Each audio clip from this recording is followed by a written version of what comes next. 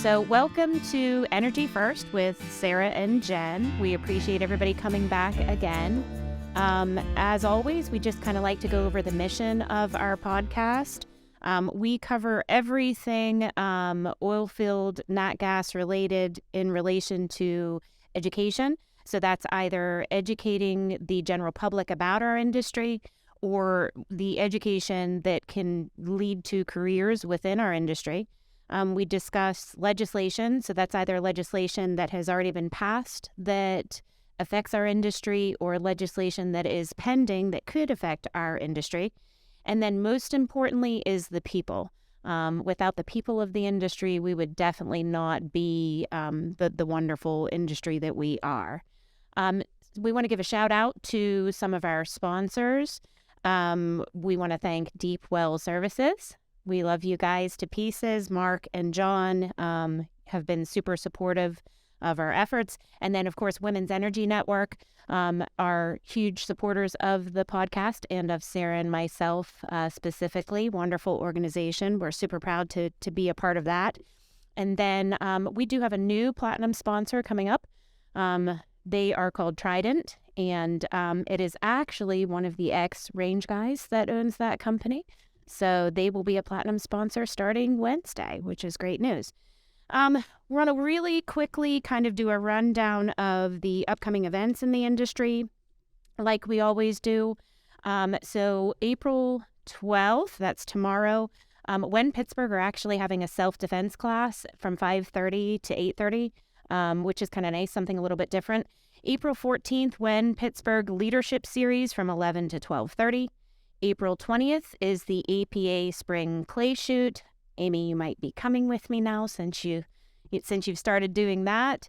April 20th is SPE Pints and Posters Student Contest and Awards. That's held here in the South Point Golf Club in Canonsburg. And then April 27th, we have the Mug Williamsport Happy Hour from 5 to 7 at the Stonehouse Wood-Fired Pizza. And Sarah, are you coming up with me for that one? Yep. Yeah, we need to go and see those guys up north. We don't get a chance to do that as often as we would like. And then, of course, we have Jon McEvers with us today and a quick rundown of our upcoming podcast schedule. Next week, we have Bill Lucas. He's the Executive Vice President of Junior Achievement coming in just to discuss how the energy sector has supported their efforts at Junior Achievement and what Junior Achievement actually does for our communities. The episode after that is a little bit different. There is actually a book that has come out. I encourage you guys to go and pick up a copy. And then I believe the movie actually came out in some theaters April 7th. Yep. It's called How to Blow Up a Pipeline. And we have invited several people to join us on a panel to kind of discuss what is being portrayed both in that book and in that movie. We have somebody from Williams coming in.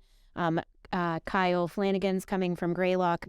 We have a couple of contractors to kind of give the contractor side of things, but we really want to kind of debunk some of the myths and most importantly, some of the concerns that movie is going to raise. I have literally taken 3 or 4 phone calls now where pipeline operators are increasing their safety budgets in preparation for the backlash from this movie, which is mind-blowing to me. I mean, they're actually having to review how much security that they have out on their lines after this movie is coming out. And then the week after that, we have David Callahan. He is the president of the Marcellus Shale Coalition. And then we have Ashley and Mary Beth. Love you, Mary Beth, coming on from Americans for Prosperity. And then we have Tiffany Culp coming on after that. She's with Three Rivers Royalty. I think we're going to do a call-in show for that one. We have a lot of landowners that reach out to us with specific questions about their own leases or leases that are being proposed to them and give them an opportunity to actually ask those questions themselves, because I'm certainly not an expert when it comes to those types of things. And I think it would be really nice to offer that to some of our local landowners in the area. So those are the upcoming shows. And then Kevin Rothenbuehler, if you think you're not going to come on the show, we're definitely going to get you on in that one little tiny slot there. So there's a shout out to you, and you need to say yes. So without further ado, we want to welcome Jon McEvers to the show. Jon, thank you for joining us. Yeah, thank you, ladies. feel a little casual this morning, though you ladies are dressed fantastic. I worked a full day in the office in Denver yesterday and flew out and landed about midnight and early morning, so just running around Pittsburgh a little bit today in the field. And so, yeah, dressed a little more casually than you ladies. But we did it for you. Yeah. We planned it. We called each other last night. We usually wear, boots changed in the truck and the mud gets trooped into the place. So, yeah. Mm-hmm. Yeah. No, thanks for having me. If you need me to work the Kevin angle, I can certainly reach out to him. And you do it too. Yeah, work that angle if you need any help. I don't think you ladies need any help, though. He needs to come on. He's going to be a great guest. So we're looking forward to having Kevin with us. Good. So, Jon, tell us, what is your current position? Where are you at? Tell us a little bit about yourself, where you are and how you got there. Sure. Thank you. I'm at Antero Resources, Senior Vice President of Operations. Been there about 9 years, going on 10 years. So fantastic organization, great group. Very, very specific to this area. West Virginia is kind of the main operating area. We do operate in Ohio also. Nothing in the state of Pennsylvania, but and focused on developing unconventional natural gas, the Marcellus, Utica shale specifically. Over the operations, drilling, completions, permitting, civil, and then permitting, regulatory a bit, and then a little bit of the data analytics side too. So great group of people that I get to work with every day. And as far as how I got here, prior to Antero, probably 2007, 2008, worked for a small consulting company, really focused on developing the Bakken in North Dakota early. So 2003-4 was working the Bakken shale in Richland County, Montana. That was kind of the original Bakken 20 years ago. Baker? Yeah, Baker, Montana would have been just north of Baker. Baker still has a horizontal Red River water flood. That's what you think of with Baker, Montana. Trying to think of what that specific play is. I should know, but just can't think of it. But yeah. So when the Bakken came over to North Dakota, Montreal County specifically, EOG cracking that nut, probably 2006, 2007. So in 2008, jumped in on the consulting side, working for small operators, doing extended reach drilling, completions. Were you physically on the field at that point, or were you in operations? Both. Okay. So would work in the office in Denver or Billings, wherever clients needed my help, sitting in the office, working designs, development with them, and then had probably 25, 30 consultants sitting on rigs, frac crews in the field. So be in the field helping overall execute the strategy that we put in place. So it was really unique. Got to see both sides, the business side, the planning development, and then the overall execution side, on the boots on the ground in the field. So and then find talented people to work with as far as overall AORs is what we would call them at Antero on-site reps, but just being able to find those individuals and did that for 8-9 years, strictly working fairly new development at the time in state of Colorado, and then up in Wyoming, but mainly the focus was the Bakken in North Dakota. And then in 2013, I kind of saw I wanted to change, get more involved on the I wouldn't say corporate side, but get more involved on a kind of a start to finish, meaning seeing the full development of a well development from permitting to production, and made the decision to jump out to Antero, which was certainly not in my wheelhouse, working more oil plays, but really had an interest in natural gas and seeing where that overall future development was going to go.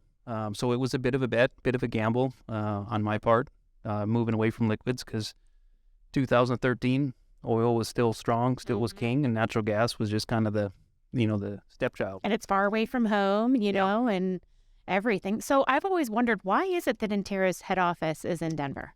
Yeah, that's a good question. The CEO, CFO, our senior leadership is all in Denver. At that time, probably the last 15, 20 years, they've really focused on their team and their asset development. So they've as a group organization wanted to stay in Denver, and now it's a little bit different as far as talent. But at one time, it was difficult to find talent. 2006, 7, 8, 9, 2010. So you could attract talent as far as engineers and geologists, things of that nature, to move to Denver versus, let's say, Pittsburgh. Yeah, what I do have to say and give kudos to Antero for is I work with a lot of operators that have their head offices elsewhere. And I definitely think out of everybody, you guys are very in tune with your operation.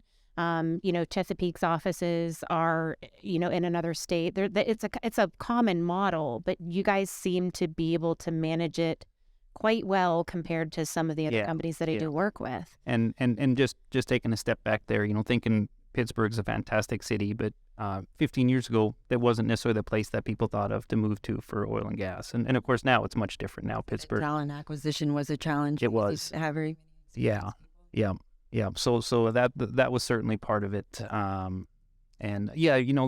With that comment on, how we're able to basically make that seamless, I think is what you're saying. Mm-hmm. Saying, okay, whether you talk to a VP in Denver or a superintendent in West Virginia, the message is very streamlined, very, very similar. So that's a lot of communication. I would say COVID probably solidified our communication as a company, meaning that it forced us to work remote, where if you're in Denver and you have all the staff in West Virginia, you're always remote, right? You just physically can't be there. As much as you want to be, you physically can't be there. But then when COVID happened and everything went to WebEx or Teams, for Antero, we chose WebEx, and great platform for communicating. It really did formalize that, hey, we've all got to get on the phone, 8 times a day, not every hour, but we've all got to have these meetings, and we've got to, be in front of each other and communicate so we can all hear the same message instead of just one person picking up a phone and talking to another, and then that message gets overall delivered. It was everyone get on the phone because you're working remote. So, and then, this has been it was a bit of a challenge initially. It's been much better now, but, you have to turn your camera on. If you're going to be working remote, I want to see your face, see your mannerisms, because it's a challenge. You and your jammies. Yeah. It was Have you seen all the camera bloopers that people have? No, I what I will say is, it was a humbling experience for me, and I've done a lot of kind of WebExes and things like that. And I'll really quickly tell you, I did the worst presentation in my entire life for Dominion. You guys know what I did. But they changed the platform up on me like 10 minutes before and said, hey, we want to use this internal one. And I wasn't familiar with it. So I couldn't move between screens. I kept hitting mute. I said the F word like 3 times. I had 19 engineers on this call. And I was like, this is the worst presentation of my entire life. I'm like, at least they will not forget Jen, right? So I hang up the phone. I call the guy that facilitated it. I'm practically in tears. I'm like, I'm so sorry. It's like, it's absolutely fine. So we go back after COVID, and I actually replicate that in their offices. Every single person remembered me. They were like, you're that girl. I'm like, yeah, I am. But I also think that going through that whole process really humanized us, because you were seeing people in their homes, right? Kids are running around in the back. Dogs are barking. Yeah, exactly. Right. I had peacocks calling in the back. People would be like, what is that, Jen? I'm like, it's just the peacocks. It sounds like a woman screaming. I'm sorry. But, you really did get to know, I think, your coworkers on a different level going through that experience. Yeah. And then really what I worked on, and I continued to travel 2020, 2021, 2022, and really worked on pulling the teams together. Certainly not in the office at the time, in 2020, back in 2021, we were getting back in the office already, but really trying to, whether it was sit down for a supper, somehow get everyone to socialize. So yes, you're on camera together every day, and you're seeing a 2D of people, but then, hey, I need to fly out here, pull everyone together, once a month, once every 2 months, and really make sure we have that connection with each other. It's good for mental health also. Yeah, we people tend to take that for granted. That overall in person, if you want to call it. Absolutely. And there's nothing more valuable than being able to sit with someone, visit with them, mannerisms, how they're responding to your message, how you're responding to their message, and just overall communication. It can be taken for granted, and that's one thing that I certainly value, and have been able to push down. I say push down, but to basically mentor, instill down, mentor the engineers. Well, I say push because as you're aware, working with engineers, they're not always the most social. So thinking about that and that overall communication strategy and just the value in that and just trying to instill that with the team and it's that's just one arm or one leg of what we're doing and overall how we're doing it. Yeah, absolutely. And then you didn't touch on your education, so so I grew up in North Dakota. So what that means is certainly close to the land. I didn't grow up on the west side, which is the oil and gas side, Williston, Minot, Watford City, that area. I grew up on the east side. That's called the Red River Valley. So that's agricultural side. So that's why I say close to the ground. Always appreciating,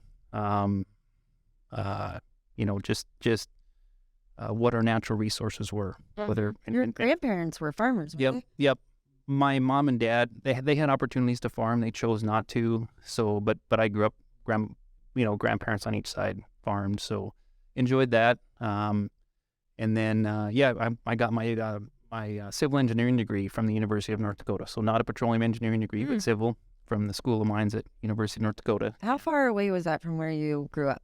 It was only 45 miles. So where I grew up is about an hour and a half north of Fargo, which people are much more familiar with these days, or about an hour and a half south of Winnipeg. Okay. Most people, even though I've been in Denver for almost 20 years, most people would think I'm, instead of American, they'd say, oh, you're from Canada. And, you betcha. Yeah. So do you feel, we touched on this at breakfast. I mean, some of the guys that I've gotten closest to and that I've learned the most from in my career in oil and gas have been the ones that never finished high school on some occasions, right? That are still working. And we have a lot of guests on here that have prestigious educational backgrounds. Do you feel that you gained more from your education or from the time that you have spent in the field? You know what? That's a good question. I would say, getting a civil engineering degree or any engineering degree, coming out of school, it just, in my mind, it shows that you have the commitment to stick. I can see that. To stick to a very hard curriculum, difficult, challenging curriculum, graduate and get out. But really, where all the learning happens is on the ground, on the job. I'm a fairly perfect example, civil engineering degree, but worked petroleum for 25 years. Yeah, right? and look where your career's taken you too, right? Well, yeah, been very open. Your career's very sorry, I didn't mean to interrupt you, but your career was fascinating to me because you started at the same place that I started at the beginning of the life cycle of the well. So you were more in the exploration side, right? On the on the service side, started with Schlumberger back in 1998. Yeah, but I was there doing production. Yep. Right? So I was kind of towards the end of what you started. Yep. And not only were you there, so you did unconventional plays. You helped develop unconventional plays at the Bakken. Yep. You helped develop them at the Avo, right? Yep. In New Mexico. In New Mexico. Yeah. And then you did it again here. Yep. And just to clarify that, not within Schlumberger. Was there for 3 or 4 years. I kind of touching on that on the service company side of it. This is another thing that trying to build the teams and whether it's drilling, completions, just operations, but certainly on the completion side, all the engineers that work on the team have come from a service background. Just to give them that perspective of. That's important. It is. And unconventional horizontal fracking is a monumentally technology, right? And that's actually what has changed over the years. So when you say about the overall unique experience that I have, being able to complete horizontal wells in 2002 in New Mexico, the Abo formation, all the way to right now to 2023. You see, in 20 years of that development, what's changed is the completion technology. As far as drilling, yes, drilling's changed somewhat. Rotary steerable, faster, better, straighter wells, safer, more on the overall accuracy of where we're steering those wells. So that's changed, but fundamentally it's the completions that have changed. And the world desperately needed this increase in production too. Yeah. You know, like people don't think about the fertilizer. We were worried, in the 1980s about being able to feed the world, right? And we wouldn't have been able to produce it at abundance without this technology. Well, and you think back to one of the original gas plays, the Barnett Shale. People sometimes forget about that, but prior to the Barnett Shale, and kind of even come a little full circle with that, kind of jumping around a little bit, but right now, as far as energy independence and the United States, we're able to export natural gas through LNG, liquefied natural gas. A lot of those plants actually, I haven't done enough research on it, but a lot of those plants were actually designed and built to import natural gas because I'd heard that before. Because we as a country, we're at kind of a, I wouldn't say a standstill, but certainly a decline of abundant natural gas within the United States. We didn't, due to technology, the way we were accessing it. I would say maybe not technology, but oil was more king. So companies were chasing oil, and I think natural gas was a little bit kind of outside the realm of what people, as far as operators, were searching for. So and part of that was price driven, right? If the commodity price is low, then there's not a lot of there's not a lot of demand to chase that and drill that and put that large risk, that large expense, capital expenditure up front to develop that. So there had to be a price component there too, but kind of coming back, full circle. So as far as the Barnett Shale, developing that, potentially having to import natural gas, and then with when you think about 33 billion cubic feet a day of natural gas coming out of strictly the Marcellus and Utica formations today, that's a third of what this country consumes, or what I wouldn't say consumes necessarily. But a relatively small footprint. Yeah. But as far as what this country produces is about 99 billion cubic feet a day. So 33 is coming out of the Marcellus Utica. Between the Haynesville and the Permian, that's another 33 BCF. So there's 2/3 of all the natural gas that provides all the things that you talk about, from fertilizers, but also power generation. One thing that people I don't think realize as far as fertilizers go, so you need natural gas in order to make ammonia, right? And then you need ammonia in order to produce an abundance of food. If we completely eradicated natural gas, our food production would be cut in half in the world. Yeah, that's interesting. Kind of talking about crops, and which circles back to your roots, really. Yeah, it does, and I have a unique exposure. Talking about clean energy and biofuels and things of that nature, and then talking about crops. I grew up with biofuel that all of us kind of take for granted now because it's been forced on us, but ethanol. Mm-hmm. So you have to in the U.S. we choose to grow corn and then process that corn to produce ethanol. It's blended roughly 10% in all of the gas that we have in our cars, whether you want it or not. If I could find a gas station that has no ethanol, generally speaking, you would go to that, or at least I would. Small engines, things of that nature, just because ethanol, the BTU content is much lower than a gallon of gasoline. So a gallon of ethanol, maybe 84,000 BTUs versus a gallon of gasoline, 120,000 BTUs. So when you break things down to it, the actual energy content, so we can have a good comparison. Yeah. Break things down to so you're comparing apples to apples. How much energy will be created by burning one fuel over another. So just being around that and consuming, billions and billions of bushels of corn to produce ethanol, which is, not the most energy efficient biofuel out there. And thinking about that, well, why not? Well, because now this is 20 years ago, and I haven't kept up with it as much, but even 40 years ago as a kid, but just as recently as 20 years ago, the amount of energy to produce that 1 gallon of ethanol is with the diesel, tractors, fertilizers, that energy is about 80,000 BTUs to produce that 84,000 BTUs of So it's almost like a break even. It's almost like a break even, but it's interesting where the credits are for ethanol and what makes it, what people say why it's more advantageous. This just kind of blows my mind, but they give a credit because in the ethanol producing process, they give a credit because it produces CO2, carbon dioxide, but they call it a credit. Well, that's not anything that you hear anyone else ever talk about. Yeah. Is burning fossil fuels, we create carbon dioxide. Well, that's not a credit to our environment. That's a sure a detriment. Well, plants like CO2. Yeah. Left it. Isn't it green? That's right. So, but yeah, I don't mean to get too far down the biofuel or the renewable side of the energy. I'm a supporter of all forms of energy, and we all are. Yeah. But it's able to tie all these things together in one kind of. I think it's just looking at things logically, and I think that's part of what we're missing right now. When you're producing something that is basically negating itself in its own production compared to what we're able to do on our side of things currently, it just doesn't make any logical sense. And I think that kind of goes across the board with some of these other things. It's not that I don't support them or, see value in investing in further development of these technologies. It's just not ready yet, right? It doesn't make logical sense quite yet.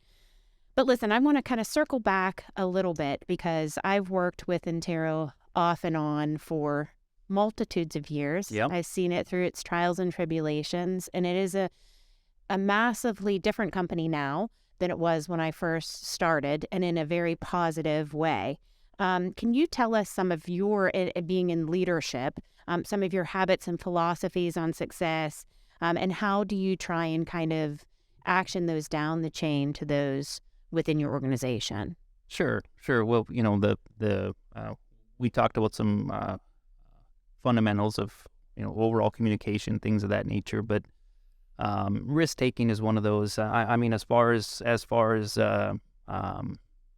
drilling, completing horizontal wells, almost everything we do has risk involved in it. So it's how do you manage those risks?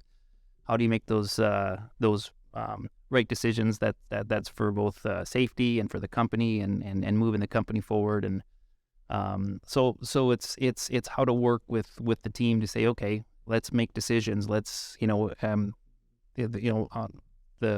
on the flip side of risk, it seems like all we do every day is just solve problems. I mean, nothing, and what I mean is just you're drilling roughly 7,000 feet straight down and 17,000 feet sideways. So there's problems with that you're dealing with every day. So it's solving those problems, and so really want to encourage the engineers, the superintendents, the geologists, the landmen, landwomen. Let's be creative and let's as we solve problems, let's stick your neck on the line and let's make a decision and let's own that. And then you said you had their back also, right? And then I'm always going to be the backstop. So I certainly want teams to work within the freedom of their own abilities, of their because as you're challenged, you're able to take those fundamentals and work off those basic engineering fundamentals, principles, and then further that overall understanding and continue to develop your skills by solving problems, making decisions, and then some will be right and some will be wrong, right? You're just doing the best that you can. And then by sticking your neck on the line and saying, yeah, that's my decision, you're going to put a lot more preparation and effort into not failing. I mean, failure is a part of what we do. The oil and gas is a very unique overall industry because the smartest people that are in oil and gas didn't go to Stanford or MIT. The smartest people in oil and gas got to be in an environment where they got to make mistakes. Mm-hmm. They got to be boots on the ground in the field or in the office, made a mistake, had the environment to where they could quickly recover, react to it. It wasn't catastrophic, but they learned from it. Whereas I think a lot of industries, you're expected to have that knowledge and education when you get started, which fundamentally people do in the oil and gas industry. It's but not like a doctor can be like, oh, let's try removing the liver. It's like, oh my God, he died, Yeah, no, that's exactly right. So kind of going back to that, some of the sharpest, smartest people that I've worked with, superintendents and on up, they've had that exposure to failure. But generally speaking, you only fail once in that certain realm and that certain decision. If you continue to fail in the same thing, that's different. That's a different story. But when you can be in that environment, that supportive environment, have that mentor to support that, and you've basically reached the ceiling of your understanding, and then you have a failure. And then you can kind of go back, and where you turn right at an intersection, you go left at a decision point, and then you take the other direction, and you follow that path until, again, you kind of hit your head on the ceiling, and go, okay, that's the extent of my understanding, and then all of a sudden you make a breakthrough because you failed. Sometimes you make a breakthrough because you succeed, but I think we all learn more from failure, which how we evolve so quickly. Which no one. I don't think that's something that people are comfortable even thinking about or talking about as far as the overall failure of, because people just want to talk about success, right? Sure. Well, we all got here, yes, from success and being successful, but it's also having that attitude when you do fail. How do you learn from it? I bet you it's even more difficult with engineers specifically because they have a track record of being successful and being like the smartest people. So encouraging them to fail has got to be very difficult. Or you're not encouraging them to fail. You're encouraging them to take a best informed decision, to be okay with the possibility. Yes. Yeah. Or the way I put it is, no one wants to fail, but I want to risk failure every time I go out. I want to make sure that I'm that. And what I mean is, you learn. That's what the I mean space that you learn, right? Is I want to challenge my understanding, my knowledge, and whether it's technical or whether it's something like this, something socially, something coming on, and it's my first podcast, so yeah. So certainly not in my nature, not inherently there, but pushing myself to a limit that, again, it's not technical, or now in this role, it's overseeing, having a lot of visibility, overseeing a lot of personalities, a lot of people. So it's working on those skills too, which I think everyone can agree is more challenging. Managing the technical piece is one thing, and being able to manage teams and groups and keeping them streamlined is another talent that absolutely that absolutely takes more. Which has many more variables than what you find in the field when you're dealing with those people. Absolutely.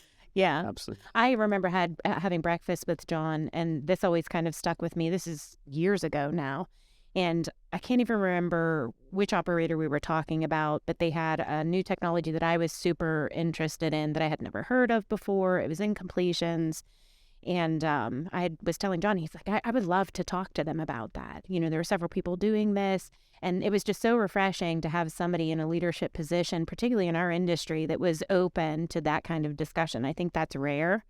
I don't understand why we hold our successes and our failures as close to our chest as we do, allowing other kind of operators to repeat those mistakes or not be able to utilize those technologies. And you've never been like that. Yeah, I mean, yes. There's some things that are proprietary. I understand. Yes, that is specific to Antero and the things that we've developed internally that are. What are they?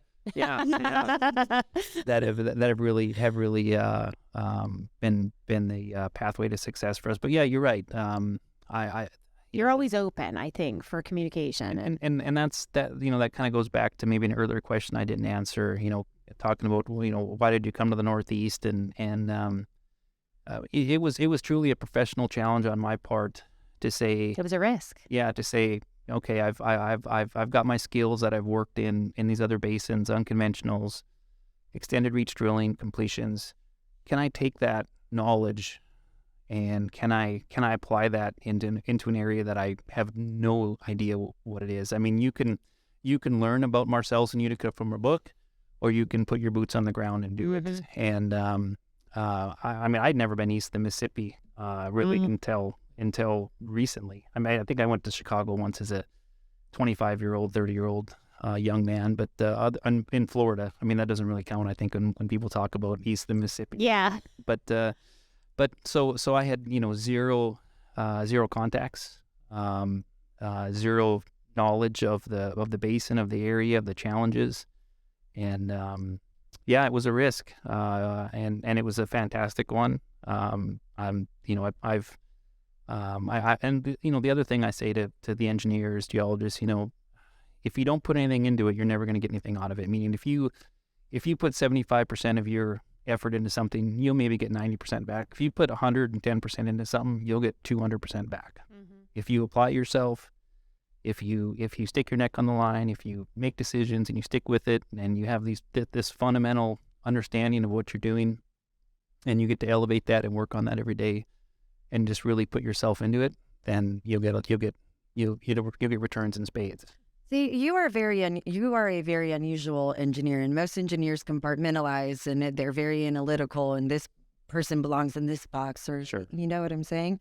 And you're inherently, this isn't, I don't want to misquote, but you said social skills aren't inherent for you. Is that what you're saying? Yeah, I'm not what you call an extrovert. I would say He's an engineer. Yeah. But you were able to break through that, and that is something that's hard for an engineer, because they also compartmentalize themselves. Yeah. Into being so. How did you learn how old were you? Like, when was this lesson developed for you? Because it's I would say making that transition from the service side, Schlumberger, back in the early 2000s. I think 2002 is when I left. So, and then to go to the operator side, there weren't a lot of opportunities, especially for a 4-year civil engineer working in the petroleum industry that had never worked for an operator before. So, I recognized, mid-20s that social currency, having those contacts and having people who worked in the industry at much higher levels, and that you knew and communicated with and worked professionally with, but also met with, and they knew who you were. They knew your fun.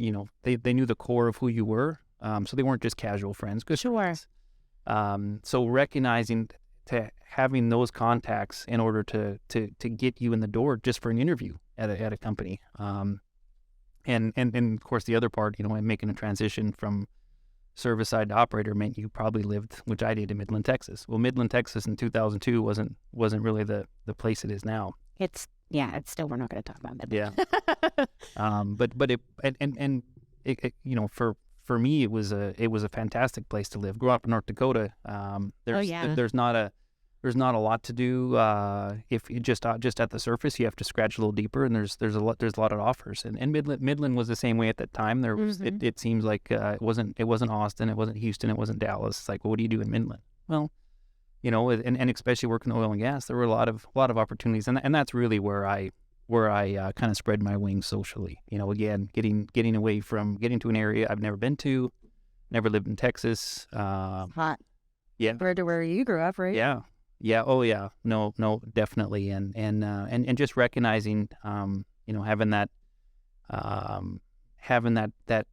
personal connection with people, and then at that time I was working for an operator, so I had a lot more connections with the service companies, and but also learn the overall value of good technical people on the service side, who you can trust, and who will always make sure to have your back on the best decisions, the best products to put forward, the best thoughts, the best ideas, and then because we all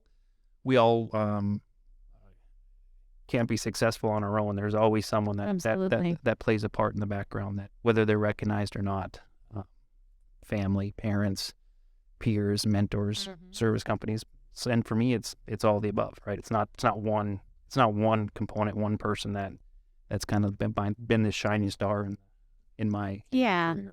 Absolutely. So I want to circle back a little bit. You took that risk to come up here and, at the beginning of things and really oversee these growing operations up here. We have, or we're striving to have, a lot of listeners from our own industry, but also really reach out to the individuals that don't know a lot about our industry. What were the kind of most major differences between dealing with the oil play and the nat gas play? I mean, where was the learning curve for you? Yeah. That's I think everyone kind of groups that together, but there are fundamentally differences. Now, thinking about completions, I think they're all fairly the same as far as proppant intensity, water intensity on a frac. Drilling could be a little more challenging for in either formation. As far as oil, liquids play. So if you find it, if you're drilling and you have an overpressured zone, and you've got a column of fluid pushing back at you while you're drilling, so you've got potentially 1,500, 2,000 pounds of surface while you're drilling. If you hit a large pocket and you're underbalanced a little bit, and then that's a constant fluid push. That's a huge risk, and same with completions. Natural gas, it's dangerous, right? Yeah, because stuff is going to shoot up out of the hole. Yeah, and so very good well control is required both in oil and gas, and then with that natural gas base, especially in the shale plays, horizontal unconventional plays. There's a large volume of gas where we're drilling, but it's not well connected. Meaning that it's very tight. I mean, tight gas is for a reason. So you can generally drill at a reasonable mud weight and control that. And if you do get gas at surface, you can weight up very easily and kill that quite quickly. Not quickly, but So the mud weight is keeping this bubble of natural gas from the formation from shooting up. Right? And I'm speaking more on the Marcellus. As far as Utica is a much different animal because it does have a lot of oil. Certain parts of the Utica are very oily.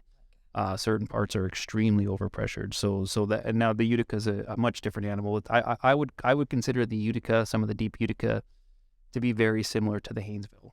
And it's challenging. It's not challenging. It's interesting because you do have one of the operators that kind of have us both. Yeah. There's some that play in just a single one, so you kind of had to experience both. Oh yeah. Right off of the bat. Yeah. Antero, for those that don't know, have operations in Ohio as well as West Virginia. Yep. So there's that difference there. Yeah, and then to be even more clear, so when you say Ohio, it's the Utica. Correct. There is deep Utica in Pennsylvania, and deep Utica in West Virginia, but that's not the most. The play is Marcellus, which is 2,000 or 3,000 feet above the deep Utica, if not even higher. But yeah, so as far as fundamentally on the drilling, those are some of the differences, and then really it comes down to the production piece. So with pad development and pad drilling, where most companies are drilling, from a single pad, and let's just keep it thinking about Marcellus or Utica, 12, 14, 16 wells on a pad, 8 wells going north, 8 wells going south, would be the overall development. So if you're drilling, 14, 16 wells from a location that's 500 feet by 500 feet, that means you've got to have a lot of kick out or step out of the vertical, meaning you have to hold a tangent or a very high angle, 30 degrees, and then be able to swing out 2,500 feet, 3,000 feet left or right, and then make that turn and go horizontal at that point. So from a gas perspective, because gas is, for the most part, naturally flowing for the first 4, 5, 6 years, and then we might go on plunger lift after that. And so there's no true artificial lift required on natural gas. So having that highly deviated vertical section, there's really no challenges. But now if you're talking oil and you're thinking about rod pump, meaning you have or ESPs. Well, that kind of sucked for me because all my experience in Schlumberger was for ESPs out in North Dakota. So when I moved here, my knowledge, I thought at the time. Sure. And just taking a step back and simplifying that a little bit. When you say ESPs, that's submersible pumps. So that means it's a pump that's put down usually at the bottom of the curve or right at kickoff point, which is right at the point where you go from vertical to 90 degrees with your kickoff point. So you set that submersible pump, you run a electrical cable, and you run that pump from surface. But let's even take a step back to something as simple as rod pumps. So imagine you've got a pump jack, you're on an oil well and you have this high angle 30-degree tangent. Well, there's no way those rods and that tubing will survive that constant motion of 8-10 strokes a minute as it lifts that oil out. So that's fundamentally where things really had to change. Really in the production side. For the unconventionals, oil versus gas, thinking about the production. Natural gas flowing, yes, there's liquids produced with natural gas, oil and water, but generally speaking, it can all be lifted out with the flow of natural gas. But oil, on the other hand, it's gonna hit a point where it doesn't free flow, and it's gotta have some kind of artificial lift. So that's really the fundamental difference for people to think about, specifically with oil and gas. With the other challenges I mentioned, drilling, completions, the overall technical piece. So thinking about well control and things of that nature. Yeah, this has actually given me a good idea. We should probably do like a sub-series where we pick certain topics within oil and gas and really kind of dissect them for people, right? Layman terms, truly explain what we're talking about as like a subset to what we're doing. You're gonna. I would definitely. That's going to be I won't say a challenge, but when you think layman terms and putting things very simple, that means you have to know someone who knows that very well. Because people. So Jon, when are you coming back? So people tend to overcomplicate things, use big words and overcomplicate things, but it's much more difficult to simplify. Yeah. Break it down, simplify it. That means you really have to know the technical piece. And so you can. But I do think it's important. I think it's important because the whole purpose of this is to make everybody more comfortable with what it is that we're doing. And I do think a lot of the misunderstanding comes from a lack of understanding about what we're actually doing. Yeah. And we've been terrible about being transparent with that. As far as an industry, yes. Yeah. As far as overall an industry, what we're doing, we're providing energy for overall independence of our nation. People don't necessarily consider energy tying into our defense strategy, but it absolutely does. Oh, it does. And everything else. Yeah. Jordan McClellan with Digital Wildcatters has a show that it's called it's something 101 where she explains all the segments. Well, I just think that, she's obviously in a different play. It would be really important for us to do it for us here, for Appalachia. It is absolutely, because it is completely different. So I definitely think that's something we need to do. And then the other thing is you mentioned a magic word in that conversation. And as a result of that magic word, I think Sarah has an announcement to make. Oh, I have a new job. Yay! Just in my artificial lift experience in North Dakota, I did work on ESPs, but now I work for Epic Lift. So back to artificial lift. Wow, Plungers. congratulations. Yeah, you mentioned plungers. I was like, ooh. I saw her little eyes light up. Yeah. She heard it. Yeah. That's funny. So, Jon, I really want to thank you for joining us. Do you have any kind of final thoughts or anything that you'd like to talk about? How has this experience been? Because this has been out of your comfort zone. Sure. It's been a challenge. As far as the podcast. Yeah. Oh, okay. Yeah. No. It came in person. And I did. I was able to tie it in. Thinking out with my schedule, travel. Fantastic opportunity with sitting down with you ladies. We appreciate it very much. Yeah. And if nothing else, get the message out as far as oil and gas, but also leadership, Antero as a company, where we are. We've only scratched on the surface there, but we have a fantastic website, Antero Resources.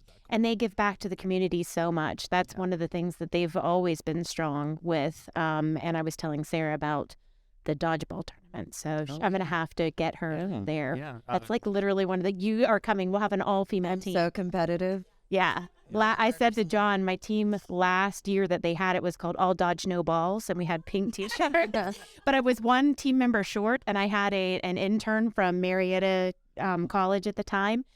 Very good sport named Jameson. Hi, Jameson, if you're watching the show. And I made him wear the same shirt, and it was like V-neck, and it said All Dodge No Balls. And he was like, I'm doing it. I'm good. I'm like, yeah.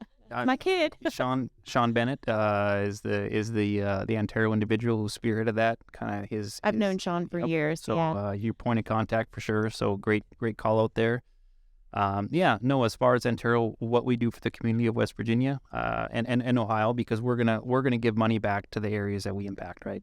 It's so important. And not just money, but volunteer time, people, and giving back. I really can't say enough about that. Yes, we could always do more, without a doubt. I mean, we can. There's not a day I wake up and don't think, what else can I do? What more can I do? And you guys tackle small projects as well as large. I mean, I've seen Antero building like pavilions for a little local community to be able to have like family reunions. And then, I mean, so it's like little stuff and then huge stuff too, like regular stuff that they're giving, which is actual checks to organizations or whatever. So, you guys do a really wonderful job of that. Yeah. No. We, as far as, where we work and the folks we impact, we recognize it's a stress on the residents, and me growing up where I did and working everywhere I have, I've certainly recognized the impacts. Pros and cons. There's pros and cons to everything, whether it's mining, farming, oil and gas, even waste centers, recycling centers, absolutely, et cetera, go on and on. So I do want to thank the residents that we do impact, and their overall their patience, and recognizing what we're able to do, but also the oil and gas industry is a unique industry that it does.